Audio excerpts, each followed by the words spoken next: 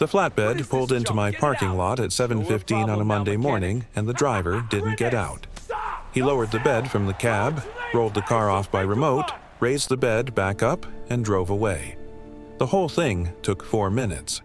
He didn't knock on the door. He didn't look at me standing in the entrance of my garage with a coffee cup in my hand watching the whole thing happen. He did leave something. An envelope tucked under the wiper blade of the burned car, the one wiper blade still attached, the rubber long since melted away, just the bare metal arm resting against the cracked windshield. I walked out and pulled the envelope free and opened it. Inside was a signed Arizona title transfer document. The seller line was filled in with the name Voss Luxury Auto Group, LLC. The buyer line had my name on it. Nathan Cole, Cole Automotive, McDowell Road, East Scottsdale. Written in by hand in blue ink, neat and deliberate, as though someone had sat at a desk and filled it out carefully. No note, no explanation. I put the envelope in my jacket pocket and looked at the car. The paint was gone, blistered off down to bare scorched metal across the entire hood and roof. The interior was destroyed completely, the seats reduced to rusted wire frames, the dashboard melted into something that no longer resembled a dashboard. The windshield had a long diagonal crack running from the lower driver's corner to the upper passenger corner, the kind of crack that happens when glass heats unevenly and the tension finds its own release. One headlight cover was shattered. The wiring harness visible through the open hood was fused into a single black mass. I walked around it once with my coffee. The body line stopped me. I crouched at the rear of the car and looked at the badge. What was left of it? The fire had taken most of it. The enamel gone, the metal underneath darkened and pitted. But I could read 3 letters in the low January light. GTB. I stood up. I stood there for a moment looking at those 3 letters and at the body lines that had stopped me without my quite knowing why. Then I went inside and called Frank Delgado. 20 minutes later, my phone buzzed with a text from a number I didn't have saved. No greeting, no explanation. One line. Enjoy your junk. RV. I knew who RV was. Renata Voss, CEO of Voss Luxury Auto Group. 3 luxury dealerships across Scottsdale and Paradise Valley, Ferrari and Lamborghini and McLaren, the kind of operation that exists at the intersection of serious money and serious cars. She had been trying to acquire my building and lot on McDowell Road for 4 months through a property developer named Douglas Keel. The offers had gotten progressively larger. My answer had stayed the same. She had paid $4,200 at a salvage auction 2 days earlier for a burned car she assumed was worthless.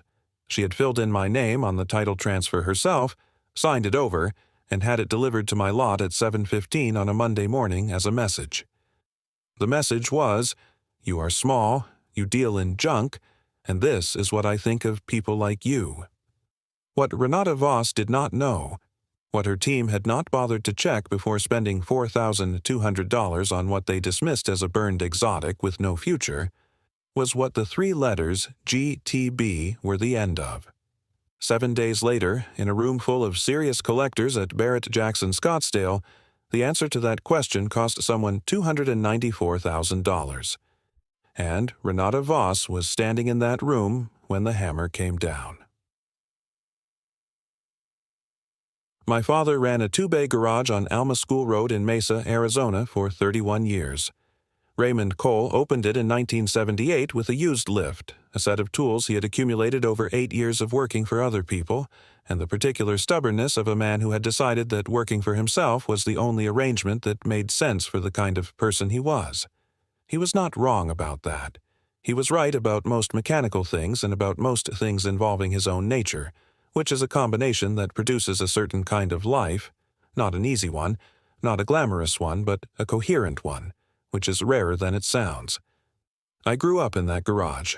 Saturdays from the time I was old enough to hold a rag, summers from the time I was old enough to be useful. My father taught me the way good mechanics teach, not through formal instruction so much as through sustained proximity to someone doing the work correctly. You watch long enough and carefully enough and the understanding develops without you noticing it developing. I did not go to college. In the summer of 2004, I graduated from Mesa High School and went directly into my father's shop. Not because there were no other options, because there was nowhere else I wanted to be, which is a different thing and an important distinction. I spent 4 years with my father, then 2 years at a specialty restoration shop in Tempe that handled European classics, primarily German and Italian vehicles from the post-war period through the 1980s, and then 3 years building my own client base before I opened Cole Automotive on McDowell Road in East Scottsdale in 2015. I was 29 years old. The building had been a transmission shop that closed the previous year. My father co-signed the commercial lease. He died of a heart attack 8 months after I opened, which meant he saw the beginning but not the middle or the end. And I have thought about that fact in various ways over the 9 years since. In 2019, the same year Diane died, the building's owner decided to sell and offered me the right of first purchase. I bought it with everything I had saved and a small business loan from a Phoenix community bank whose loan officer had been a customer of my father's for 20 years. The loan took me 4.5 years to pay off completely. The building is mine. The lot is mine. That is not a negotiable fact, and it has never been one, regardless of what numbers have been placed on the table. I married Diane in 2013. She was a landscape architect, patient and precise, and possessed of a specific talent for seeing what a space could become rather than what it currently was, which made her very good at her work and very good at being married to me. Eli was born in 2017.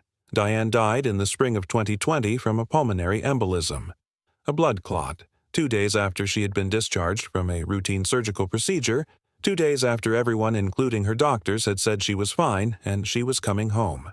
Eli was 3 years old. I will not spend long here. The story is not built from that loss, and Diane deserves better than to be reduced to the wound that preceded someone else's story. What I will say is that after she died, the garage became the place where the hours made sense. The work was still the work. The problems still had solutions. You could start something broken in the morning and have it running by afternoon. There was a clarity in that which I needed, and which I did not find in many other places during those years. Eli comes to the shop every day after school. He has a real desk in the back office, not a folding table, a proper desk, because I decided early that his presence there was permanent and should be treated that way. He does his homework at the desk, draws at the desk, occasionally falls asleep at the desk on long days when school has taken everything he had. He is 7 years old, and he knows the difference between a 4-cylinder and a V12 by sound alone, which is not something I taught him directly, but which developed through the same process my father used with me: sustained proximity to someone doing the work. Frank Delgado has been coming to the garage 3 mornings a week for 6 years. He is 64 years old, semi-retired after 4 decades of independent mechanical work, and he comes because he has been doing so and has no intention of stopping. Eli calls him Mr. Frank and brings him coffee without being asked. Frank accepts the coffee without acknowledgement, which is as close to gratitude as Frank gets, and which Eli seems to understand perfectly. Renata Voss built Voss Luxury Auto Group over 14 years into a 3-dealership operation that moved serious iron, new Ferrari, Lamborghini, McLaren, certified pre-owned exotics at the top of the Scottsdale market. She is 51 years old and genuinely accomplished in ways that are real and that I acknowledged then and acknowledge now. She converted real effort over a long time into a real operation. She also has a financial arrangement with a property developer named Douglas Keel, 58 years old, assembling commercial lots in East Scottsdale for a mixed-use development project that has been in motion since 2022. Cole Automotive's lot is the last significant gap in his assembly. Without it, the project footprint is incomplete. Renata has skin in the development. She has therefore taken my refusal to sell personally in a way that a purely financial disagreement would not typically warrant.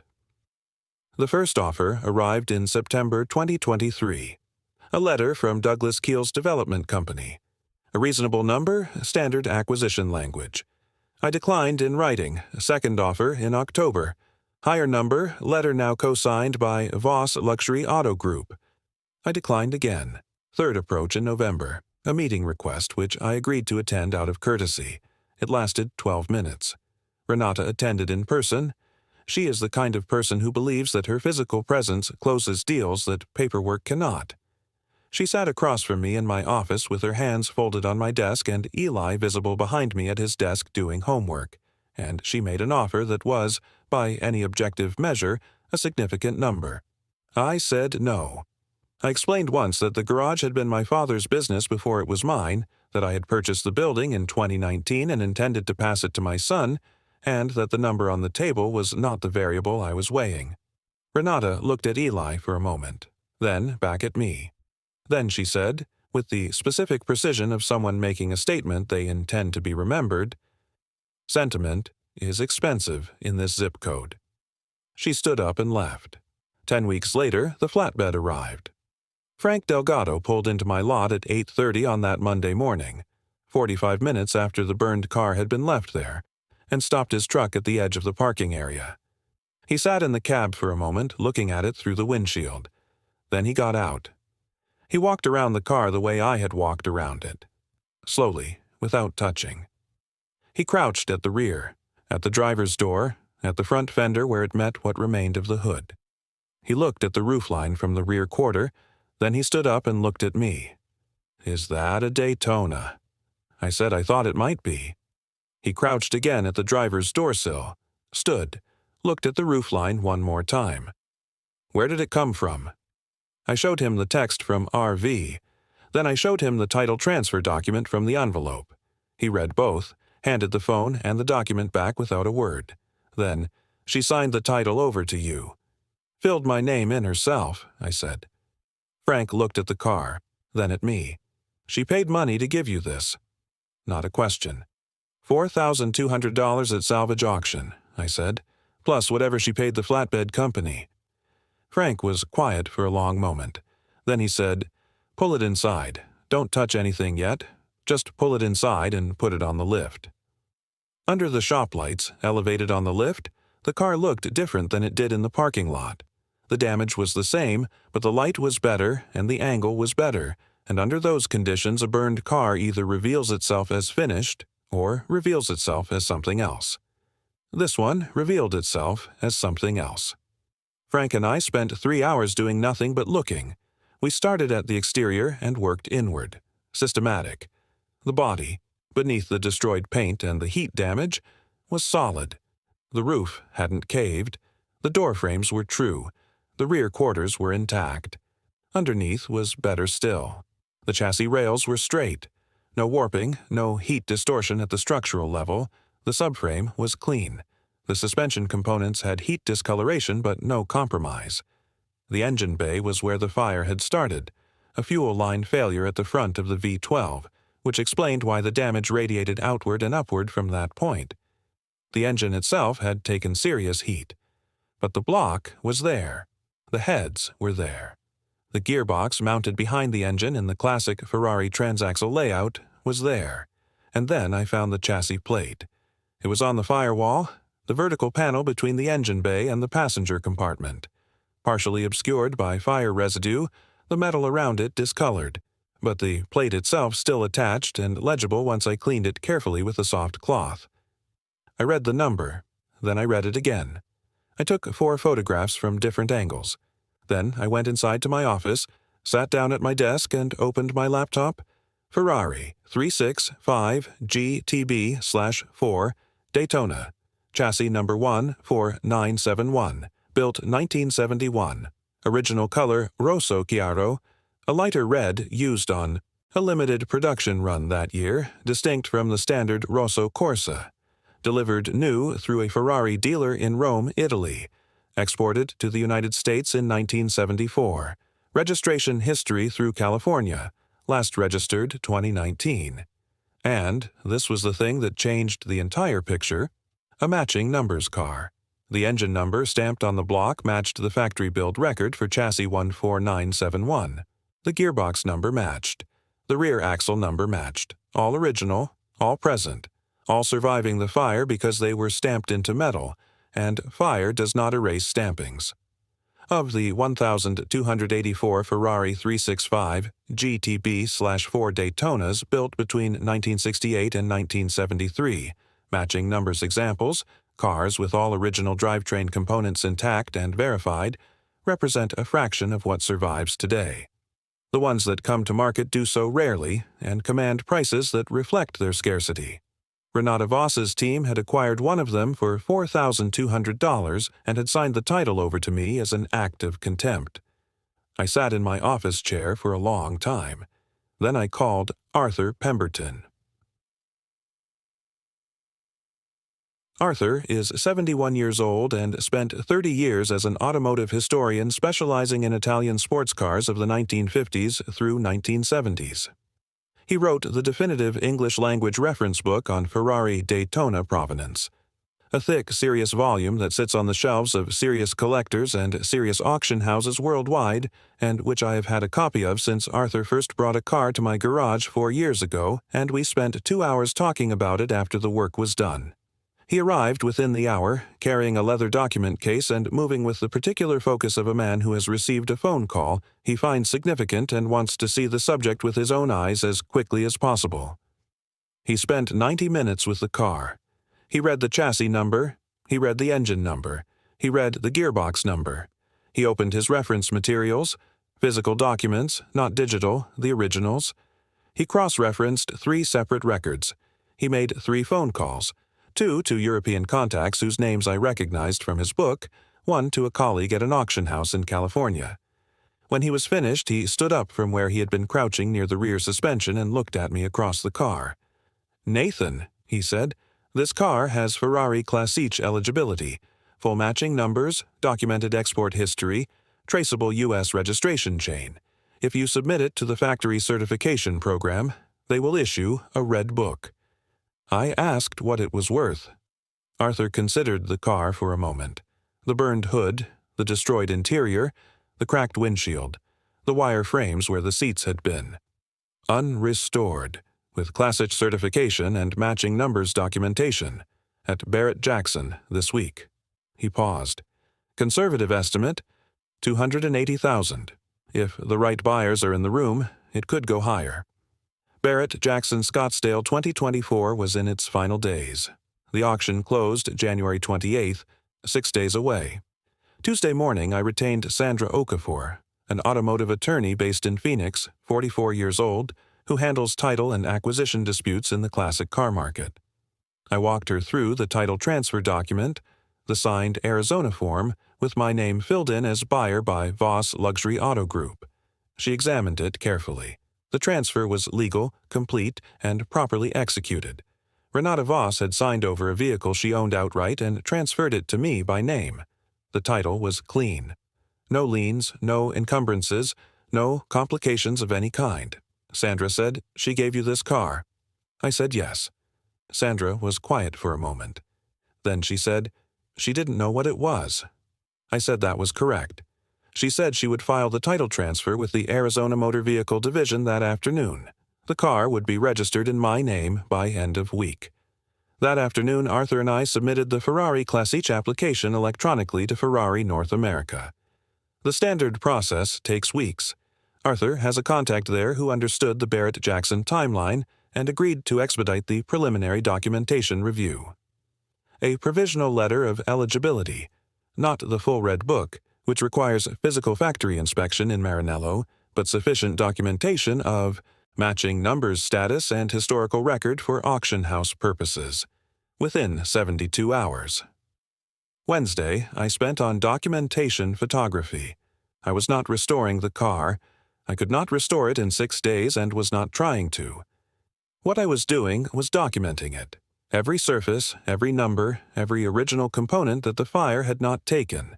By the end of Wednesday, I had 340 photographs organized by location on the car, a complete written condition report, and a cross-referenced component inventory that Arthur reviewed and confirmed as accurate. Eli came to the shop after school that Wednesday and walked around the car twice. Slowly, the way he had watched me and Frank walk around cars his whole life. He looked at it from the front, from the rear, from both sides. He looked at the ruined interior through the open window. He looked at the burned engine bay. He looked at the chassis plate on the firewall that I had cleaned and marked with a small red tag. Then he looked at me. "Is it going to be okay?" I said yes. He nodded once with the seriousness he brought to most things his father told him directly. Then he went to his desk and opened his homework. I stood in the bay for a moment after he settled and thought about what he had asked and what it contained beyond the 4 words themselves. The provisional Ferrari Classiche eligibility letter arrived Thursday afternoon from Ferrari North America.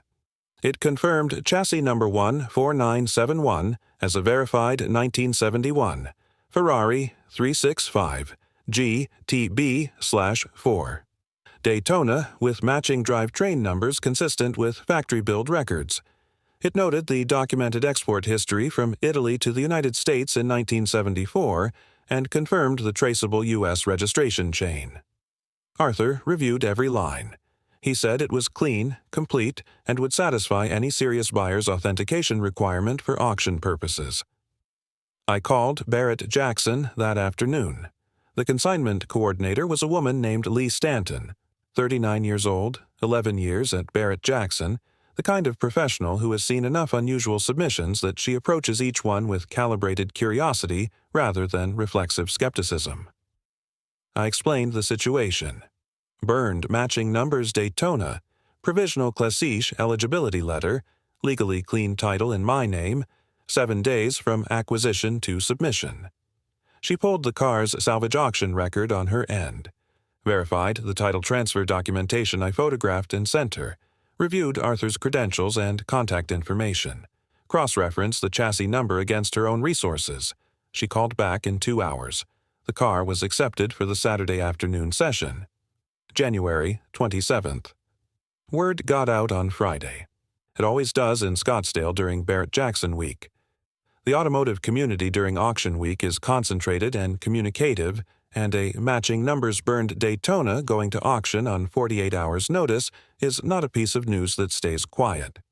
By Friday afternoon I had received 11 phone calls, 3 from collectors I knew through the garage, 4 from people I didn't know but who had gotten my number through people who did, 2 from automotive journalists, 1 from a restoration house in Burlingame, California that wanted to discuss a pre-auction private acquisition, and 1 from Voss Luxury Auto Group, not from Renata, from her general manager, a man named Craig Fowler, 46 years old, whose tone was careful and measured and professional. He said Renata had become aware of the situation and would like to discuss a private acquisition before Saturday's session. I said I would think about it. I called Frank after hanging up. Frank was quiet for a moment. Then he said, "What's there to think about?" I said I wanted to say it out loud to someone. He said, "Now you've said it out loud. Don't call Craig Fowler back." I didn't call Craig Fowler back. A Saturday morning, January 27th, 2024, West World of Scottsdale. Barrett Jackson during auction week is a specific kind of environment, not loud in the way the word spectacle usually implies, but dense. The energy of serious money and serious passion occupying the same space simultaneously produces an atmosphere unlike most public events. The people in those rooms know what they're looking at. They have been looking at cars their entire lives. They have opinions and they have resources, and when something genuine appears in front of them, they recognize it without needing to be told. I brought Eli that morning because this was the kind of morning a 7-year-old should see. The car had been transported to the facility the previous evening, still burned, still raw, still exactly as it had arrived on my lot Monday morning, except for the careful cleaning and documentation Arthur and I had completed through the week. No cosmetic work. No attempt to minimize the damage or present the car as anything other than what it was. A fire-damaged 1971 Ferrari 365 GTB/4 Daytona with full matching numbers, documented provenance, provisional Ferrari Classiche eligibility, and a legally clean title. Arthur's provenance package, a bound document containing the complete ownership history, the Classiche eligibility letter, the matching numbers documentation, the photography, and the full registration chain from Rome in 1971 to Scottsdale in January 2024, sat on the hood of the car in the display area. I was standing near the display when I saw Renata Voss come through the main entrance. She was not alone. Craig Fowler was with her, and a man I didn't recognize who carried himself like legal counsel. She moved through the floor with the ease of someone who had attended Barrett Jackson many times, which she had. She worked the room briefly, exchanged greetings with two people she knew, and then she saw the car. She stopped. She looked at it for a moment from a distance. Then she walked toward it and picked up Arthur's provenance package from the hood. She read it standing there in the middle of the display floor at Barrett-Jackson Scottsdale during auction week, with people moving around her and conversations happening on all sides. She read it the way I had read the chassis number on Monday morning. Not quickly, not skimming, but the specific reading of someone who needs to understand exactly what they are holding. She turned to the Classiche eligibility letter. She read it. She turned to the matching numbers documentation. She read it. She turned to the ownership chain, the page that listed every registered owner from the Rome dealer in 1971 through the California registration in 2019, through the salvage auction 2 days before Monday, and through the title transfer to Nathan Cole, Cole Automotive, McDowell Road, East Scottsdale, Arizona. She set the document back on the hood. She stood there with one hand resting on the cover for a moment. Craig Fowler said something to her quietly. She did not respond. She looked at the car. The afternoon session started at 2. The Daytona was lot 47. Eli and I stood at the edge of the auction floor. Frank was beside us. Arthur was near the front, positioned close enough to the car to answer questions directly if any serious bidder wanted access to the provenance documentation before the hammer. The auctioneer introduced the lot with the respect Barrett-Jackson brings to significant vehicles. Clear about what was known, clear about what was documented, honest about condition. He stated the matching numbers status. He stated the provisional Classiche eligibility. He stated the condition plainly. Fire damaged, unrestored, sold as is with full provenance documentation. He read the chassis number. He said that Arthur Pemberton, author of the definitive English language reference on Ferrari Daytona provenance, was present and available for questions. The room was paying attention. Bidding opened at $80,000. It did not stay there. 90, 110, 130. A phone bidder came in at 145. A man in the third row. 60s, quiet, the specific stillness of someone who has been looking for something for a long time and has just found it, came back at 160. The phone bidder at 180. The man in the third row at 195. 210 from a new bidder at the side of the room who had been standing with his arms crossed and his paddle at his side for the first 3 minutes. 230 from the phone. 250 from the man in the third row, delivered with the finality of someone who has decided on a number and committed to it entirely. 265 from the phone. 270 from the third row. 280 from the phone. The room went quiet in the way auction rooms go quiet when the number is real and the people in the room understand exactly what is happening. 290 from the third row. The phone bidder paused. 5 seconds. 10. 15. The auctioneer said, $290,000 on the floor. Do I have $295? Silence. Selling at $290,000. Going once. Eli's hand found mine at some point in those seconds. I don't know exactly when. Going twice. The gavel came down. Sold. $294,000. The buyer was the man from the third row, a private collector from Houston, Texas in his early 60s, who Arthur would later tell me had been actively searching for a matching numbers Daytona for 3 years and had not expected to find one at Barrett-Jackson Scottsdale in January, burned and unrestored and fully documented and entirely genuine. Eli looked up at me. He looked at the number on the display board. He did the calculation with the focused arithmetic of a 7-year-old who has grown up around numbers that matter and understands what they mean. He said, "Dad paid less than that for the garage." Frank looked at the board, then at Eli, then back at the board. Neither of us said anything to that, because it was accurate and because some accurate things are complete without a response and adding one would only take something away. Renata Voss called my cell phone 40 minutes after the hammer fell. I was in the parking lot at Westworld with Eli, who was eating a hot dog from one of the event vendors and watching a flatbed transport a 1969 Camaro through the facility with the focused attention he brought to anything mechanical and interesting. I answered. The call lasted 6 minutes. Renata did not open with an apology. I had not expected one and would not have known what to do with one that arrived before anything else. She is a specific kind of person. Direct first, Acknowledgement through a side door, which I found I could respect even in this context. She said she had underestimated the car. I said yes. A pause, longer than the first. Then she said she had underestimated me. I let that sit for a moment without filling it. Then she said something I had not anticipated. She said she had asked someone to pull Cole Automotive's business filings and service records, public information, standard research, and she had spent the past 2 days going through them carefully. She said she understood now that what she had been trying to acquire for the past 4 months was not a lot with a small garage on it. It was something that had been operating at a level she had not looked carefully enough to see. I asked what that meant for the development project. She said Douglas Keel was going to have to resolve his footprint problem by a different route, that she was withdrawing from the property arrangement effective immediately. I said I appreciated her telling me directly. Then she said, "And I want to be precise because the words mattered. I sent you a burned car to make a point. You made a better one." I looked at Eli across the parking lot. He had finished the hot dog and was now standing with both hands in his jacket pockets watching the Camaro Transport with the complete absorption of a boy who has spent his life around cars and has never once stopped finding them interesting. I said, "The car made the point. I just didn't throw it away." She was quiet for a moment. Then she said, "No, you didn't." We ended the call. I put the phone in my pocket and walked over to where Eli was standing, and we watched the Camaro disappear around the corner of the building together.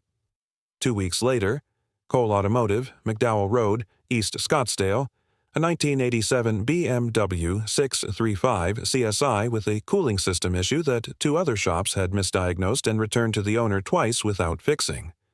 A 1994 Porsche 964 Carrera with an oil leak that had been chased unsuccessfully by 3 different mechanics over 8 months before the owner brought it to me. The ordinary rhythm of the garage, the work that doesn't make news, the work that is the actual substance of what this place has been for 9 years and what it is going to keep being. Frank in his usual spot near the bay door with his coffee. Eli at his desk after school, working through a book report on the American Revolution with the particular focus he brought to things he found genuinely interesting, which the American Revolution apparently was.